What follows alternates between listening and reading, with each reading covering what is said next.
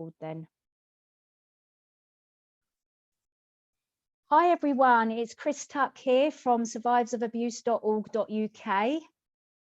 And it's Beverly and from Step Forward Practice.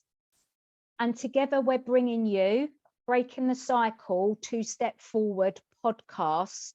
And today we thought we would just share a little bit about us and why we feel we are qualified to speak about everything and anything to do with child abuse in all its forms: mental, physical, sexual, and sometimes you say psychological, don't you? Yes, because, you know, at the end of the day, whichever form it takes part in, it does have an impact on us. Yeah, so we just felt that by sharing our own backgrounds, a bit about our lived experience, not in detail, but just to give you our backstories, that you will then understand why we feel that we are able to talk about and have these open conversations about all forms of childhood abuse, and even growing up in domestic violence households, in the care system, and all sorts of things. Absolutely. So it's all encompassing, because it's really nice to know about lived experience, but also, you know, we're coming from a professional aspect as well. So we just want to break down the barriers and know that this is an open conversation for everyone. Absolutely. And in the future, we are going to be bringing on other survivors of lived experience, and we're also going to bring on to the podcast other experts. So we'd be really pleased for any feedback and any ideas that you may have going forwards. But we are going to try and stick to a 30-minute podcast because we can both talk for England. So let me kick off with the first question for you, Bev. What was your family background like? Could you just give us a taster of what, you know, your family background was? Yes, okay. So obviously I have for confidentiality, I won't be talking about names, etc. But I am actually the eldest of 6 children that my mum kept, because she actually had 2 other children and they were adopted out. So I was the eldest child, and in that 6 that she kept, there were 3 boys and 3 girls. It was a very toxic environment. So I became a carer at a very young age. And also with both my parents, they did have a dependency on alcohol, which was never openly admitted to be addiction. But looking back, I can see that they depended on alcohol a lot. They drank every day. And if my mum didn't drink at lunchtime, she would actually get twitches and the shakes. So, wow. Yeah. So it's amazing how we saw that as children, knew it, but just accepted it as the norm. With that became domestic violence. But when I'm going to say domestic violence, I will say that my mum and dad, it wasn't that my dad beat my mum, it was that my mum and dad had actual fights between them. So it may be that something started as a joke, and next thing you know, something's being thrown at each or other, or it'll be physically with the hands. So you can imagine we grew up in that environment and alcohol until we were taken away from and lived in care. But even when we went home, we were going home to a toxic environment on a regular basis. So that's my background. Okay, so you've done a bit about your background and what it was like for you as a child, but where did you grow up as well? Well, for myself, I grew up in Penge. So I was born in Beckenham Place Hospital and grew up in Penge. And then at the age of 4, when we went into social care, moved to Orpington. And then at the age of 10, moved to Thornton Heath for 3 years, and then back to Beckenham. And then I stayed in the borough of Bromley when I got fostered, and then when I moved into hostel. So I was all around, generally, the borough of Bromley, apart from 3 years. So Okay, and sorry. that's okay. So No, your family environment was quite toxic, it was quite volatile. How did that make you feel back then, growing up in that kind of in that environment? And when you went into care, how did that compare? So growing up in that environment, because I grew up in it, I didn't think it was any different to any other family. And I found ways of coping. You know, I always used to make sure that the children, like my brothers and sisters, I say the children were ready for bed, etc., or they had food, or their clothes were ready for them to wear. It was just fact. I knew what I had to do to survive. There was no consideration about what was happening. And then when I went into care, although that sounds like the most scariest thing, and for some people, sadly, it wasn't the best thing, for me, it was the best thing. I felt safe. I didn't have to do all the looking after. Yes, I did still continue to be a natural carer, but I had support to a certain extent, because when you go into a children's home, it's a different dynamic. So for me, I thoroughly enjoyed it because it enabled me to live my life more as a child. But as I said, we went home regularly, and that did have an impact. So knowing that your family life was like this and you didn't know anything at the time, but then when you went into the care system, you experienced something different. How did you wrestle with those two different environments? I think the only way I can describe it is that feeling on a Sunday night, you know, before you go back to school. For me, it wasn't just going back to school. If it was every other weekend, it would be that I came home from my family weekend. So there was that push-pull, because as much as it was a toxic environment, it was my mum and dad, and every child wants to live with their mum and dad. So there was that sadness that I was leaving my mum and dad. But then by the next morning, I was back into the environment of being in the children's home. So Sunday night for me was always a tricky thing at one time. Not now, but it was a very tricky thing for me at one time. You were saying, though, that when you was in the care system, you was able to be more like a child. So did you then recognise that, hang on a minute, it's quite lovely here, your words, it was good for you, but at home wasn't? Did you compare then the two? Only when I was 10, I was told that, you know, how lucky we were that we'd be going home in 3 days' time and we're going to go and live with my mum and dad full time. I didn't want to go, and I was hysterical, but I didn't have the words to be able to put into, you know, to tell someone why You didn't want to go home? Yes. So, you know, I was comforted, etc., but I was never actually asked. And even if I was asked, looking back, would I have known what to say? I'm not sure. Mm-hmm. I just knew instinctively I didn't want to go back home. So how do you feel like your upbringing impacted you as a child, teenager, young adult, and now a grown adult? So just talk us through all of that. My resilience, well, I naturally learned resilience, and I've always been a homemaker and a carer. So I didn't really consider that. What I will say is, when I was 16 and I went into a hostel, it was only then that I saw other vulnerable young people in the hostel. And I suppose it was then, because I was responsible for myself, I saw it as I would be able to make my own choices, and I didn't have other people making choices for me. The rosy coloured glasses lifted off in a way. And I'm not saying I got angry. I didn't necessarily get angry at that stage, but I knew then that somebody had to have a voice at some time and speak out on behalf of other people, vulnerable young people. At the time, I didn't think it would necessarily be to the worldwide audience that we do now, but I knew that one day I would use my voice when I was ready. So again, there was still that resilience and that strength that just keep on going. Yeah. How, though, has your childhood and your lived experiences impacted you mentally and physically?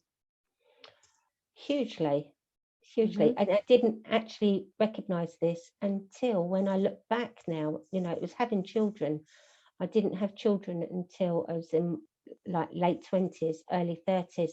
And it was seeing them growing up and then becoming the mirror that hugely triggered me. And because I was able to see myself as a young person of what I didn't have, the lack of, which made me want to make sure that my children didn't ever have lack of. It was, they were going to have completely the opposite. And that's going to be another podcast for another day, talking about finances and that. But I know other survivors who are parents want to give their children out. So when you go without and you're then using all of your money to give everything, that can lead to poverty. It can lead to, you know, you not having nothing because you're providing everything to someone else. Yeah, and that doesn't come just from a financial aspect. No. It comes from an emotional, because I knew what it was not to be loved, not to be cared for. So I became that natural empathic carer for everyone else. Yeah, don't we all know that one? Absolutely. You're the fixer, you're the one that picks up everything, but what about yourself? We'll come on to that another podcast. Yes, another podcast. Yeah. When did you feel able to speak out, and what was that like? Because we're often, one of the myths is it's easy to disclose, you will be believed, but we know for fact that that's probably not always the case. In many cases, it's quite difficult to speak out, to verbalize, to disclose. So when was that for you? When did it happen? For me to disclose that I was sexually abused, wow. First started in my early 20s. I was about 23, 24, and there was going to be a family wedding, and I didn't want to go because I knew my dad was, I'd already taken myself away from my parents. And so there was a huge fear, and you can imagine it was all encompassing. And at the time, I couldn't cope with anything. Now I realize I was in a huge trigger. I just really didn't know what to do. I was disassociating. I was having night terrors, didn't understand what was happening. And when I did disclose to my ex-husband years ago, his response was really good. But then I reacted like a tortoise. I put my head out, said, and then I retracted in. So it wasn't until many years later, when my children became young, and as I said, they were of an age where it was mirroring, that I reached out again. And I then, although I was scared, I wanted to do it for my children. I wanted to break the cycle. So as much as I was fearful, I knew that if I didn't do something and change something, this was going to impact on my own children, and I wanted to try and stop that cycle continuing. So from there, the first thing I did was contact a charity, and it was one of the most scariest and the best things, and that was the start of my recovery. However, I didn't realize the impact, the physical impact, because looking back, I can see how ill I've been over the years. And if Talk a little bit about that so people actually understand how this thing called trauma impacts us.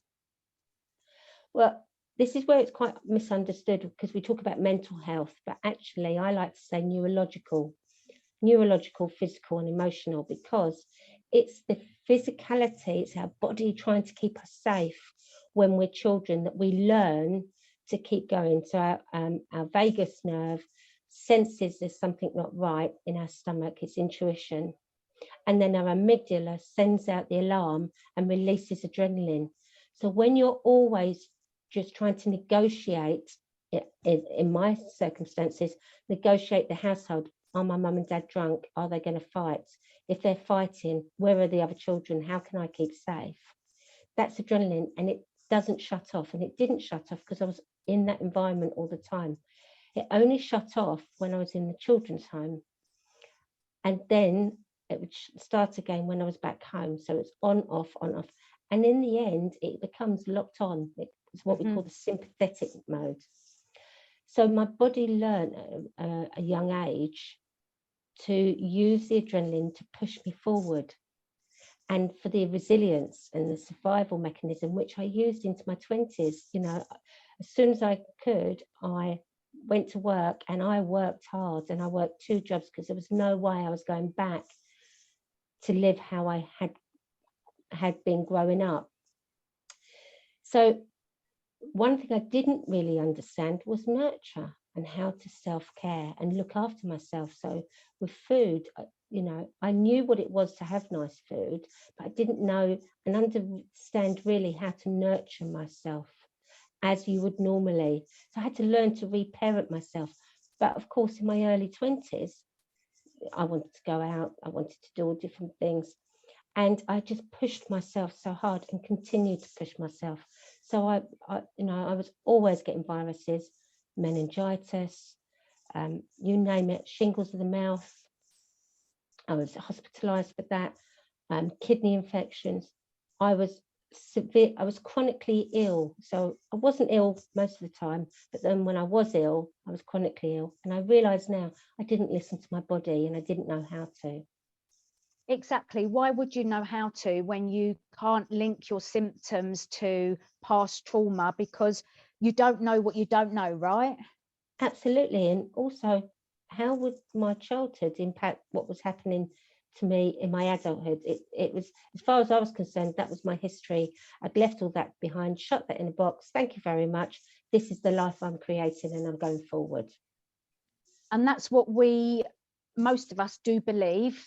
That's what happens. But unfortunately, locking it away in a box and not dealing with it doesn't work, because it has that continuous physical, psychological, emotional impact on us, because the body keeps the score, right? Absolutely. And, you know, we talk about triggers quickly, and we are going to go into that into more detail. But, you know, as I said, with my children getting older, with family things happening, occurrences, Mother's Day, Father's Day, you know, they're all different triggers. And I didn't understand that. I didn't actually understand what was happening to my body. You know, Yeah, that's always been happening. Isn't that the norm? Relationships, being intimate, you know, these are all things that, looking back now, if I'd have been able to have access to some of this information years ago, it would have made a big difference. And that's the whole idea of the podcast, is to break the myths and the stereotypes and have those open conversations, so that hopefully younger people than ourselves, even though we are very young still, get this information, and they can work with it at an earlier age, so that they don't rock up into their 50s like us, still dealing with impact. Absolutely, because, you know, even when I look back, and I've mentioned my children a few times, pregnancy, I had, you know, good pregnancies if you look at it on record, but actually it was hugely scary for me and traumatic, which doesn't, you know, you don't understand at the time. But I remember feeling like I wanted to pass out when I realized I had a baby inside me after a scan, after disassociating from my body all those years. And again, that's another podcast for another day, because we want to really get down into the nitty-gritty on all of it. Absolutely. And they're my questions. So I'm going to ask questions back to you, because we're going to be really good and keep this to half an hour. Yes. Change. So, Chris. Yes. What's your family background, where you come from? So our listeners are going to find out now how so similar are we in our backgrounds and our locations. So I'm one of 6, 4 with my mum and dad, 4 children with my mum and dad, and then 2 blood half sisters with my mum and my stepdad. So there's 6 of us. I'm the second eldest though, but I, like you, always felt like I was the one that was the one helping everybody. and I felt that all of my life. And it's really interesting that it seemed to be the eldest girl that is the one that picks up the pieces and does most of the graft when it comes to protecting and keeping everybody safe from our perspective. And I say that because I said to my siblings that I felt like I was the one doing all of that. And one of my siblings said, but I never saw you as that. And I thought, hang on a minute, but I was the one doing all of that. But so from my perspective, I was the one doing that. Okay, so I just want to clarify that, because we all sit in different shoes, don't we? And we all see things from a different perspective. So for me, I grew up in 3 domestic violence households. So there was mum and dad. They split when I was 7. And then my dad and my stepmom, I lived with them for 4 years, but my dad got convicted as a paedophile and went away to prison. When he went there, my mum got custody of us, and we went to live with her and my stepdad for a further 4 or 5 years for me before I left home just before my 16th birthday. So didn't go into care, but I really wished that was an option for us children. And we did, with our Uncle Mick, go and work at children's home, pulling up weeds from the bedding. And when we saw the children playing and being looked after, I was physically aching and jealous of what I saw that they were given. But I know now that many children growing up in children's homes did not have a nice time. They were further abused. So when we had this conversation about you and your experience, it was an eye-opener to me, because everybody that I'd spoken to that had been in like the Shirley Oaks children's home, the Nottingham care home system, they've all been abused, further abused. So it was really lovely to hear that you had a positive experience there for yourself. Yes. So where did I grow up? In Penge. It's like sliding doors. And Heath and Croydon. So, you know, me and you, we were just doing the tango, I think, throughout those years of growing up. My childhood, like yours, was very chaotic family home life. As I said, a lot of domestic violence, a lot of abuse on the children. And also when we was living with my stepmom, for example, there was 7 step sisters, so no blood relation whatsoever. And it really was the survival of the fittest, because they didn't want to be penalised by their own mother. They would report back to her on what we was and was not doing. And we often got into trouble, but they were protecting themselves from her. But we got into trouble because they dropped us in it for no reason. And then the abuse would be further exacerbated. And I've had these conversations with some of my stepsisters, and I just said, look, there was a lot of hate there growing up because of what had happened. But now as an adult, I could see that as children, they had no option but to do what they were told to do or made to do in order to protect themselves. So I think we need to have conversations around sibling abuse as well, you know, because when you've got 2 caregivers here, or even one, manipulating the whole environment, it is literally survival. And fittest, isn't it? And you don't know that, like you said, when you're in it, you don't know that.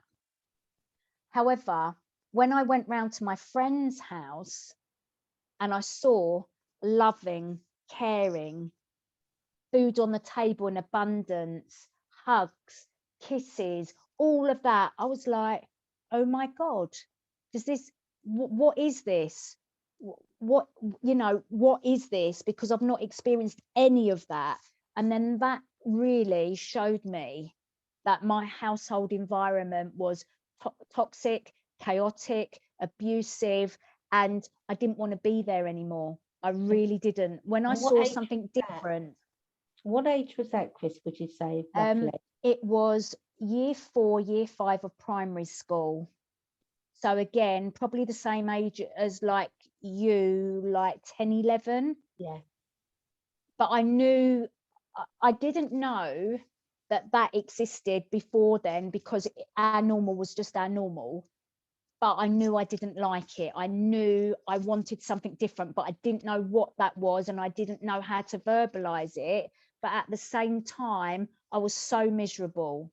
Yes. And even at school, I wrote stories, you know, to the teacher, read it, and she said, "Is this true?" I said yes. She left the room, came back, and then told me off for having an overactive imagination. Oh. And when she did that, that silenced me. Yeah. So there was many times growing up that I did share what was going on with the school, with social workers, with the police, but nothing was done. You always got, you know, my brother ran away from home. He got taken back to school. He got taken back to home. And then there was further abuse because he tried to speak up, speak out. So, you know, when you are not believed, not listened to, or there's these preconceived ideas about runaway children or children that are impoverished, for example, Yes. by the institutions that should be protecting you, it does silence you, and it does teach you just to shut up. So when people go, "Oh yeah, but why didn't you tell?" That's because kids don't tell, because they've tried to, in their own way, speak up about what's going on in their own way, whatever that happens to be. But when you get that kind of response, what are they going to do? They are going to shut down and be quiet. And I think it's also true to say as well, I don't know about you, but I actually learned at an early age that adults weren't necessarily safe people. Yeah, because of their response. Yeah, completely. You know, when we spoke out about to the social workers about the stepmom, the warning beforehand was, don't say anything, because if I find out you have, there's going to be trouble. So there's instant fear in even speaking out. So when you've got the courage and you spoke out, and then those people didn't believe you, and then they actually fed it back to your abuser, and then you got into trouble, that it's just further silencing. It's not good. So that is why I'm saying we always need to believe children, no matter what. You believe them until it's proven they are not telling the truth, and in most cases it will be the truth. You believe, and you deal with whatever. If it's the truth, you deal with it appropriately, and if it's not the truth, then that child still needs help, because why would they make anything up around abuse? Why would they? Absolutely. And I've always, and this is, you know, we've come from similar areas. We didn't know each other back then, but that's always been my belief as well. Absolutely. So we've said about where you grew up and what your childhood was like. You've touched on how it impacted you at the time. Yeah, bedwetting, living in fear, not being able to speak up, hiding from people, just constantly hypervigilant. And unfortunately, that's how I am now as well. I'm not introverted anymore. I do speak up, and I speak out against anything that I see that's an injustice. That's just me, because I've got that courage now to be able to say, actually, no, what's going on here is wrong, and I'm not standing for it. Yes. But that's me personally. But I'm still hypervigilant. I'm still wary of people. I don't trust easily. There's been impact in relationships, and like you, when your children become of the age that you were when the abuse happened, or even when there should be when there's happy times with you and your children at whatever age, when you was that age, if it wasn't a happy time, you also mourn that. So there's lots of triggers on a daily basis from places you don't expect. Absolutely. And I think that's really important to highlight that, because you know, I've seen things written, you know, how to prevent triggers, and actually you can't. But that doesn't mean to say you live in fear all the time, because Yeah. you learn, you know, with different tools how to keep yourself safe. So I just want to, anyone who's listening, I just want to highlight that a little bit in case anyone's feeling a bit overwhelmed. Yeah, absolutely. But it's a process, isn't it? So I have what I call episodes of trauma impact. So most of the time I can be, in my opinion, fine. And then I will have episodes, and then I will need to deal with that. But you and I have both got good self-care, and we'll talk about that in another podcast. But we've both got good self-care, and we know what our triggers are, and we know how to look after ourselves through those triggers as well. And it's a learning, isn't it? It is Last learning. Yes. Last question. And you've mentioned it a little bit, but when did you feel able to speak out, and what was that like for you, Chris? Yeah, I have touched on that. Again, I was age 9 when the abuse I suffered outside of the family, the sexual abuse, got reported to the police. So obviously spoke up then, and that was very traumatic. And I don't know the outcome of that back at the age of 9, because they thought it was best that it wasn't spoken about. But the impact is with me today because of it wasn't dealt with appropriately at the time. Maybe they didn't know any better. I spoke out again at school at age 10.